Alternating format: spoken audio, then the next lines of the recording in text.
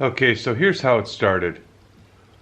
I was walking around the property and I found just a wild piece of wheat, probably some cattle feed that started to grow, and I liked the texture, so I was inside playing with it, pushing it in clay, making patterns, and then it occurred to me, I wonder if I could just make little balls of clay and stick them on the face. And I'm making some color tests right now for some upcoming mugs that I'm going to be selling. Just a real small batch, but I wanted to get a bunch of glaze tests done, and I thought, well, so I made these wheat cups. This is the first one. This is the second one. I thought that finer little pieces were going to make it look a more interesting. I'm not sure I like the leaf. It's very childish looking, but you got to get past the cringe, right? You got to just try something you're uncomfortable with. So I also thought it'd be a good idea to put them on some little cups just to test this idea of texture and glazing.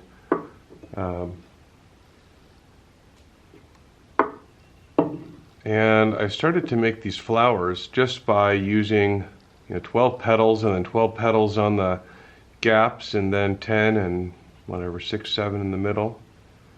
And I really like that. So this one, so I made a couple. This one I just went ahead and put just a clear white over it. And then I have this one where I added some leaves, and I did put a yellow iron oxide on this, and then some sort of a green chromium glaze on this. And then the whole thing got the white clear over the top of it, so very muted. This one is the same. Has the white over, the clear over the top. But then I wanted to try, sometimes it's easy to be too gaudy, but I like the leaf concept. This is a marigold glaze, black, and that same green I mentioned. But I took the time to put some wax resist over it all, and then dunk the whole mug. And I really like that. So that was kind of fun. And then I wanted to just see, all right, just screwing around. What are some other? I thought this was kind of fun. Again, the leaves look a little childish. Here's another example.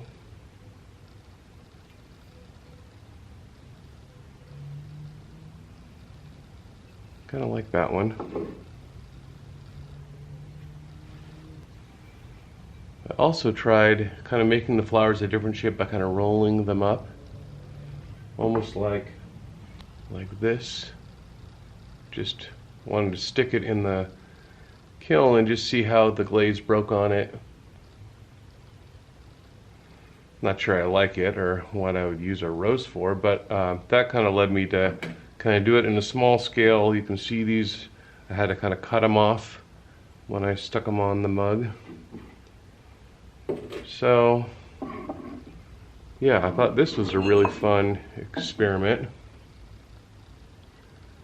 So let me show you what I did next. So my next question was, all right, can I do this on a larger scale? Like obviously this is a vase. And I thought, boy, this is really fun. Now this is still greenware. It's not bisque fired. It'll be bisque fired in the next week or so. So there's a chance I might, something might pop off, or you never know with this kind of application. And my plan for this piece is to use this sort of technique where I'll put some colors on that make sense, and we'll wax it, and then we'll just coat the whole thing so the glaze gets underneath and helps really lock it all together. And then this reminded me, I have these Sprig molds, and they have been laying around for a long time. I'd totally forgotten about them. But I have a quick video clip. I thought I was going to do a video about this, and boy, I was frustrated. I just couldn't get these things to work, but let me show you that now. So this will be a fun project. I'm jumping on Amazon looking for something cheap to try to make a model of, and I found these plastic lizards. They're party favors, and they were really cheap. I think I want to take this guy and this guy. Let's see if we can make a sprig mold out of these two lizards.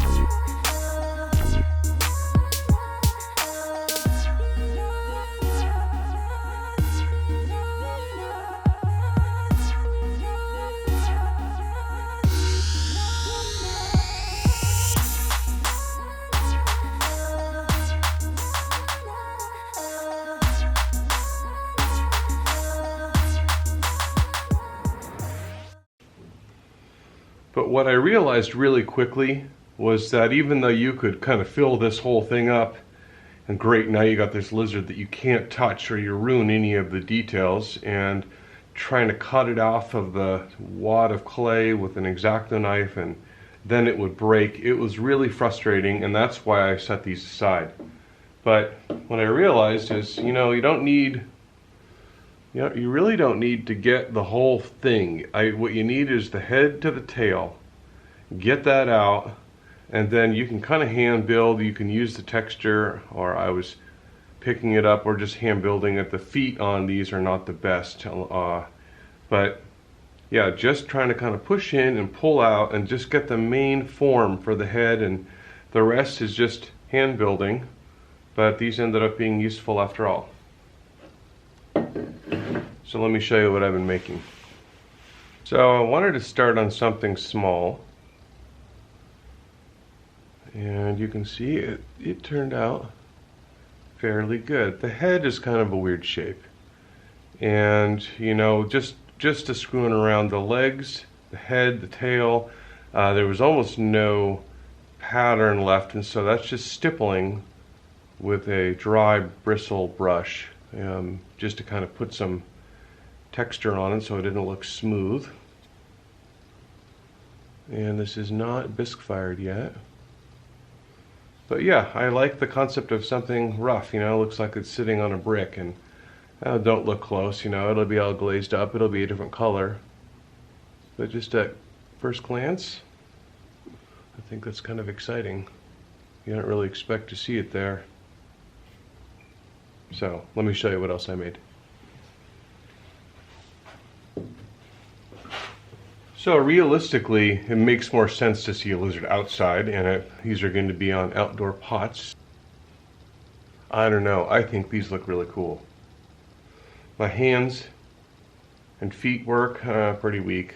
This does not look like a very natural wiggle in the tail by my eyes, and the heads are a little but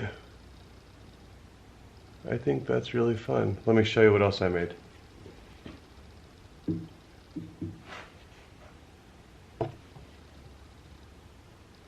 So what do you think of that? Again, I like the idea of something catching your eye, and so when it's sitting on the rim, especially if it's going to be a different color, your eye is just going to be drawn to it, and I think that's really cool. Let me show you what else I made. Now this, I think, is my favorite so far.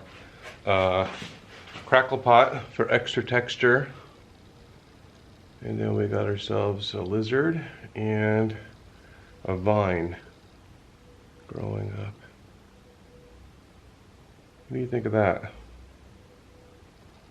I do have ivy growing all over, so I used a sprig of ivy with the different sized leaves and kind of, just press them into a flat piece of clay and cut them out with a needle tool. So they do actually have some texture to them. Again, it's a little contrived. and where it's a little bit, I don't know, sophomorish, but it's fun. So let me know what you think. Thanks for watching.